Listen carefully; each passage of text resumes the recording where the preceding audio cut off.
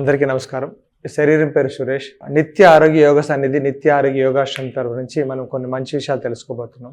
ఈ రోజుల్లో మనం ఈ కరోనా నుంచి కొన్ని విషయాలు, చాలా కొత్త విషయాలు మనకు వచ్చింది. ఏంటంటే అందులో భాగంగా ఇమ్యూనిటీ అని చెప్పేసి, ఇమ్యూనిటీ అనే పదం మనం చాలా ఎక్కువగా వాడుతున్నాం.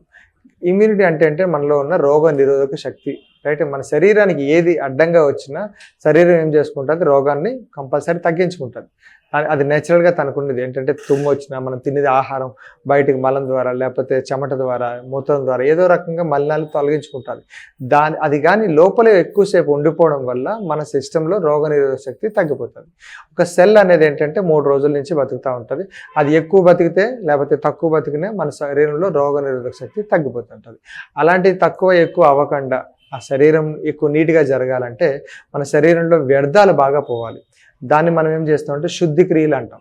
శుద్ధి క్రియలు అంటే ఏంటంటే కళ్ళను శుద్ధి చేసుకోవడం. అంటే మొదటిగా మనకుండే నవరంధ్రాల్లో భాగంగా కళ్ళను శుద్ధి చేసుకుంటాం. కొంచెం తెల్లవారిసరికి గోరువెచ్చని వేడి నీళ్ళు పెట్టి ఒక ఐ క్యాప్స్ అని దొరుకుతుంది, దాన్ని పెట్టుకొని క్లీన్ చేసుకోవాలి. లేదంటే కంట్లో నెయ్యిలు వేసుకోవడం వల్ల మొత్తం అంతా శుద్ధి జరుగుతుంటుంది. అదేవిధంగా ముక్కుని జలనీతి, సూత్రనీతి అనే యోగ ప్రక్రియలు వాడుతూ, లేకపోతే ముక్కు స్టీమ్ పట్టేసి స్టీమ్ చీదడం వల్ల ముక్కు అంతా శుభ్రపడుతూ ఉంటుంది. అందులో ముక్కులో ఆవు నెయ్యి కానీ, నువ్వుల నూనె కానీ, ఆల్మండ్ ఆయిల్స్ కానీ, లేకపోతే కొబ్బరి నూనె కానీ రాసుకోవడం వల్ల ముక్కులు శుభ్రపడుతుంటాయి. అదేవిధంగా చెవుల్లో ఏం చేస్తాం మనం, కర్ణౌషధి అని చెప్పేసి నువ్వుల నూనెతో ఇంకా పంచగవ్య ఘృతంతో తయారు చేస్తుంటాం. అదేం చేస్తాం, చెవులో వేసుకోవడం వల్ల లోపల ఉండే లాలాజాలు ఏవైతే వేస్ట్ ఏదైతే ఉందో అంతా బయటకు వచ్చేస్తూ ఉంటుంది. అదేవిధంగా నోరు శుభ్రం చేయాలి, అంటే నవరంధ్రాలు శుద్ధి. ఎందుకు ఇదంతా శుద్ధి చేసుకోవాలి? మళ్ళీ ఏమక్క ఇమ్యూనిటీ అనేది డెవలప్మెంట్ అవ్వడానికి గురించి. నోరు శుద్ధి కావాలంటే ఏం చేయాలి, మళ్ళీ నోట్లో ఆయిల్ వేసుకుంటే బాగా ఆయిల్ పుల్లింగ్ బాగా చేస్తూ పుక్కిలించడం వల్ల, లేకపోతే గోమూత్రం వేసుకొని పుక్కిలించడం వల్ల, ఉప్పు నీళ్ళు బాగా పుక్కిలించడం వల్ల నోట్లో ఉన్న ఏదైతే చెత్తలు ఉన్నాయో అన్నీ బయటపడుతూ ఉంటాయి. తర్వాత థైరాయిడ్, గొంతు సమస్యల కోసం కొన్ని కషాయాలు, తులసి ఆకుల కషాయం, గోమూత్రం కానీ, అశ్వగంధ కానీ, లేకపోతే శతావరి కషాయాలు, ఇట్లాంటివి ఏవైతే ఉన్నాయో టీ రూపంలో మనం తీసుకోవడం వల్ల ఈ గొంతులు శుభ్రపడుతూ ఉంటాయి. ఇవన్నీ అయిపోయిన తర్వాత పొట్ట శుభ్రం గురించి, అంటే మన ఇంటర్నల్గా పేగులు శుభ్రం కోసం లంకనం పరమౌషధం, అంటే ఉషాపానం చేసుకోవడం వల్ల నోరు శుభ్రం అవుతుంది. దాంతోపాటు గొంతు అదే నీళ్ళు తాగడం వల్ల పొట్ట కూడా శుభ్రం అవుతుంది. అంటే ఉదయం పూట వేడి నీళ్ళు తాగడం వల్ల పొట్టలు శుభ్రం అవుతుంటాయి.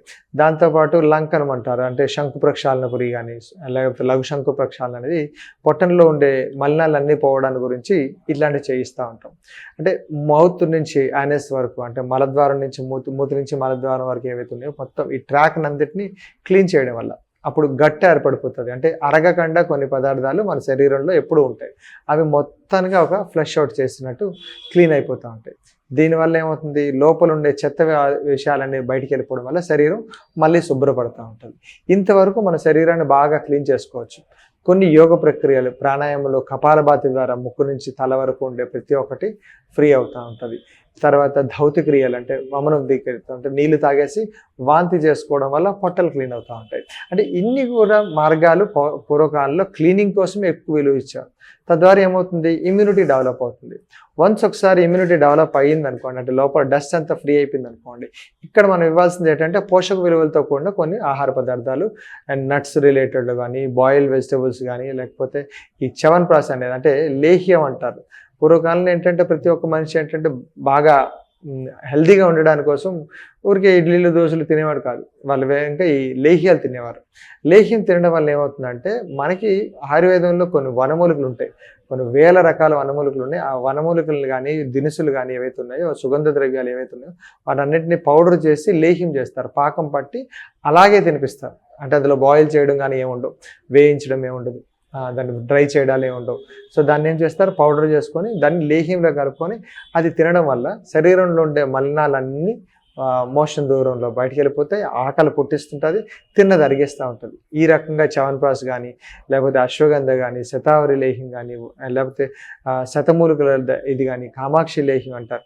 ఇవన్నీ ఏంటంటే ఒక రకమైన లేహ్యాలు. ఈ లేహ్యం వల్ల ఏమవుతుందంటే మనం చెప్పుకోవాలనుకుంటే లేహ్యాన్ని ఏమంటారంటే హల్వా అంటారు చాలా వరకు. సో అది తీసుకోవడం వల్ల శరీరంలో ఇమ్యూనిటీ అనేది డెవలప్ అవుతుంటుంది. ఈ రకంగా మనం శుద్ధిక్రియలు చాలా ఇంపార్టెంట్. దాంతోపాటు శుద్ధిక్రియలు అయిపోయిన తర్వాత, శరీరం శుభ్రపడిన తర్వాత తీసుకున్న ప్రతి విలువైన పోషక విలువలతో కూడిన ఔషధాలు కూడా చాలా ఇంపార్టెంట్.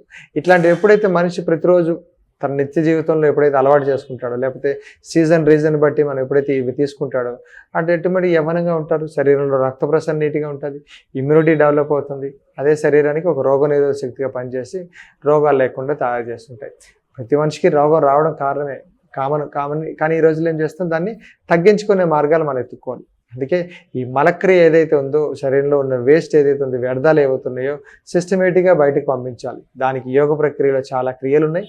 అదేవిధంగా మర్మాశక్తిలో చాలా క్రియలు ఉన్నాయి. దీన్ని శుద్ధి అయిపోయిన తర్వాత ఇచ్చే ఆహార పదార్థాల్లో మనకి ఆయుర్వేదం ఉంటుంది. సో ఇలాంటి పాత విషయాలు ఏవైతే ఉన్నాయో, విలువైన చాలా పాత విషయాల్ని మరొకసారి తెచ్చుకున్నాం అనుకోండి, తెలుసుకోవడం చాలా సింపులే. దాన్ని ఆచరించినప్పుడు కొంచెం మొదట్లో ఇబ్బంది జరుగుతుంటాయి. దాన్ని అధిగమించి ఎప్పుడైతే ఉంటారంటే ఆటోమేటిక్గా లైఫ్ చాలా ఈజీగా జరుగుతుంది. ఈ రోజుల్లో వైద్యం చేయించుకోవడం వల్ల భయంతో కూడుకుంది, ఖర్చుతో కూడుకుంది. అందుకే మీ శరీరానికి మీరే వైద్యులు అయితే అలాంటి ఇటువంటి విధానాలు ఏదైతే శుద్ధక్రియలు కానీ, ఇమ్యూనిటీ సిస్టమ్ కానీ, ఈ చ్యవన్ప్రాశ్ రిలేటెడ్లో కానీ చిన్నగా ఇంట్లో దొరికిన ఔషధాలతోని, లేకపోతే వనమూలికలతో మనం ఈ వైద్యం చేసుకున్నాం అనుకోండి, చిట్కా వైద్యం, గృహ వైద్యం ఎంతో మంచిది. దీని ద్వారా సైడ్ ఎఫెక్ట్లు ఎటువంటివి ఉండవు. చేసుకోవడం కూడా చాలా సరళం.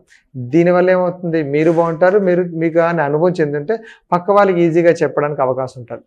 సో ఈ రోజుల్లో మందులు ఎప్పుడు పెంచుకున్నా అలా పెంచుకోవడం అయిపోతుంది. దాన్ని తగ్గించుకునే మార్గం ఇంకా చెప్పుకోవాలంటే దానివల్ల మన శరీరం, మనసు ఉపయోగపడే మార్గాలు ఎన్నో జరుగుతున్నాయి. సో ఇలాంటి చిన్న చిన్న చిట్కాలన్నింటినీ మీరు ఈ ఎలక్ట్రానిక్ మాధ్యమం రూపంలో కానీ, ఎప్పుడైనా మీరు మన క్లినిక్ వచ్చినప్పుడు కానీ ఇలాంటివన్నీ విషయాలు తెలుసుకొని మీ ఆరోగ్యాన్ని కాపాడుకోవాలని కోరుకుంటున్నామండి. నమస్కారం.